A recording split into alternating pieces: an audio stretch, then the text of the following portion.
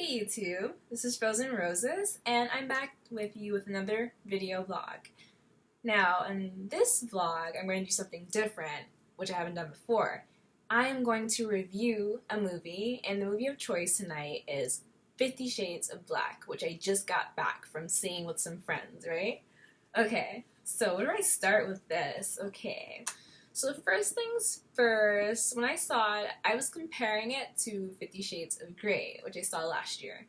And let me tell you, a lot of people give 50 Shades of Grey a bad rap, but you have to give E.L. James, the author, her props. And this is why. First of all, 50 Shades of Grey was a fan fiction.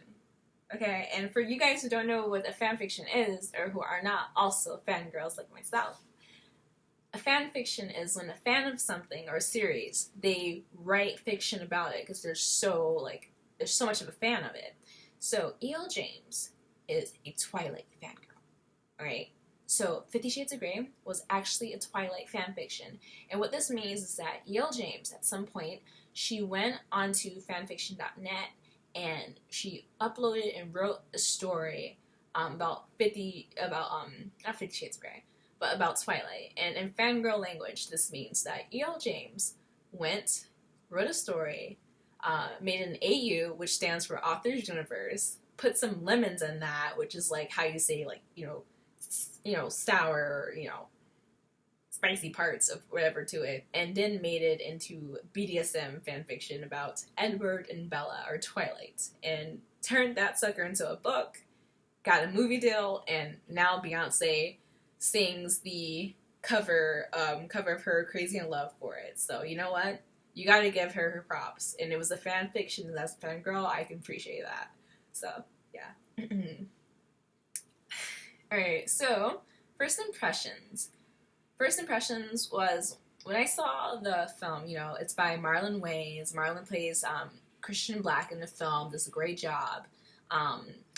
Callie Hawk plays Hannah Steele, or Anastasia Steele, in the original film.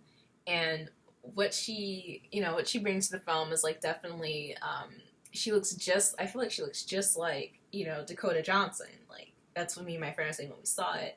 And definitely I have a huge appreciation for that.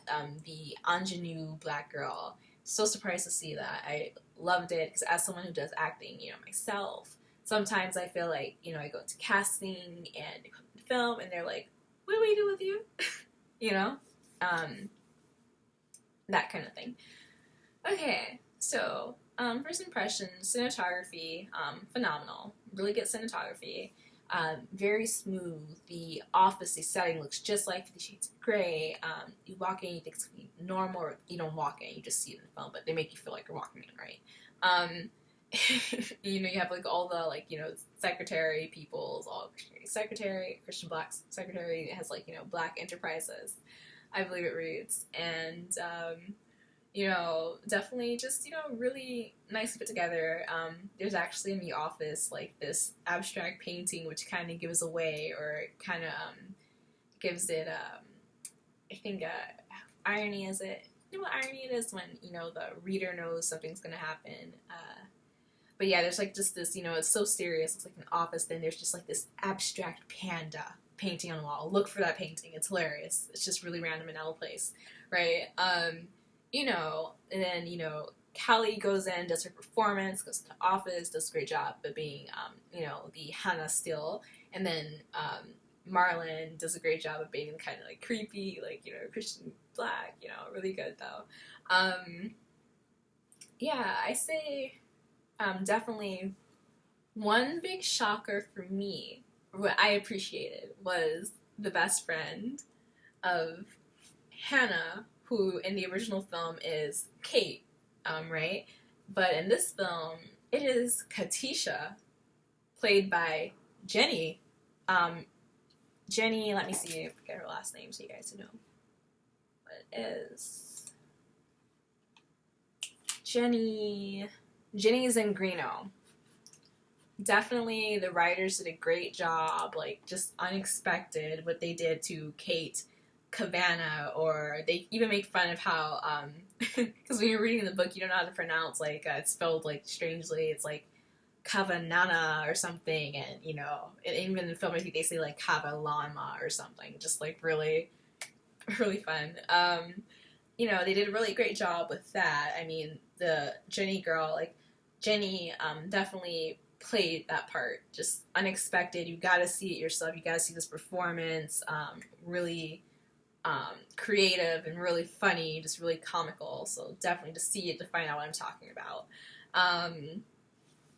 Let's see, what else, the film, you know, definitely some things that I appreciated were the casting, definitely, you know, but then again, the Wayans brothers always do a phenomenal job with casting. I mean, they gave us, like, white chicks and had Terry Crews in there doing that, like, whistle dance, you know, where he's, like, with the whistle, and then they gave us, you know, the first time I saw Kerry Washington was in a Wayans brothers film, and, you know, Kerry Washington is our beloved Olivia Pope today, so definitely they have an eye for casting, for sure.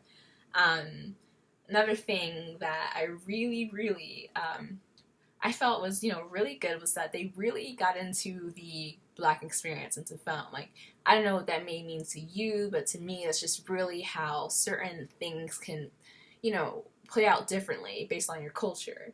For example, when I'm watching, I didn't realize this until, you know, watching 50 Shades of Black, but when I'm watching other films and stuff, I really, like, it's like you're looking into this other universe of what these people, like, do or whatever. But in 50 Shades of Black, you know, you're more included and you're like, you feel like you're more like a part of the universe, and that was awesome. And then again, I gotta shout out to the ingenue black girl. Yes, please give us more ingenue black girl, please. Because definitely I found her, like, shyness, or, you know, the original Anna character relatable, but it was really great to have someone who looked kind of, I feel like me in a way. And, you know, you might enjoy that too. See what else. So, everything's great. Definitely the actors had this chemistry. Like, it seemed they were even laughing at themselves, like, a lot of the time. And I sensed, like, all this enjoyment in the film. You know, very well done. Really great. The only problem, though, that I had, is the Mrs. Robinson scene. Okay.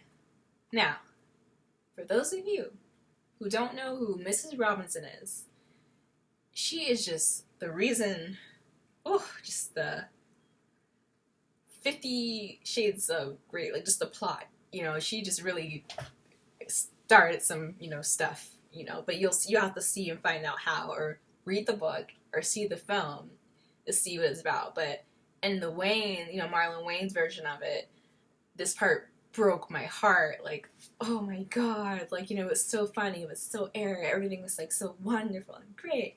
And then Mrs. Robinson, you know, I mean, it was still funny, though, because then you had Marlon Wayne, like, you know, with the fade, and he looked like, you know, Gerald from Hey Arnold, you know, but it was really funny, but, you know, still that part, it's my only criticism, maybe a little too heavy, but then again, who knows, that could be the brilliance of, you know, the writers, you know, really showing how some things that are really, like, fantasy-like and 50 Shades are not okay.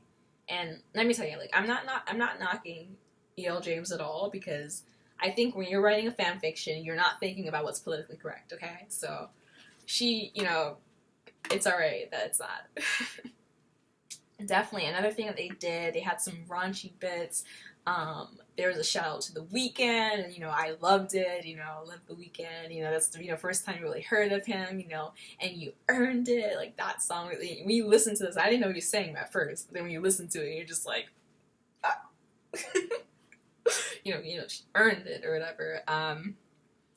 It was great, so it's definitely some Weeknd references, that's always wonderful, right? Another really, I'd say really edgy part, or provocative thing, would have been Christian Black's mom in the film.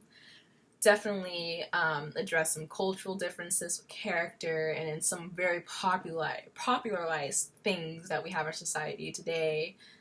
Definitely some views that could be disagreed upon, but really provocative and really, like, you know, ballsy that they did it, you know.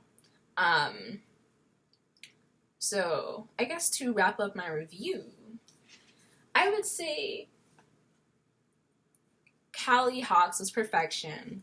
Marlon was perfection. Their chemistry was phenomenal. Cinematography, great. Little random bits here and there. Really unexpected things. Like, some things have the audience like, what? No, stop, But definitely they pushed it, and then also just the comedy being so organic, being so natural, not forced, not punchline, blah blah blah. Really great, and you just gotta see it yourself. You gotta see this film, and once you see it, let me know what you think. Definitely write it down in the comments, and I will write in the description and things that I liked about it. I don't know if I mentioned in the beginning, like, the song they used was really good. Like, the beginning song, I was just like, this is going to be good. I think it was Chris Brown, but I'll find out what it was for you guys. But yeah, let me know what you thought of the film, if you're going to see the film. And even if you're not going to see the film, see the film, okay? You're going to love it. If you don't, I'm sorry. But you know what? I feel like you'll like it. So definitely, thank you for watching again. Don't forget to subscribe, and definitely comment. Like, what did you like about the film? What did you not like about the film? Did you like 50 Shades of Grey? Alright, let me know. Bye, Starshine!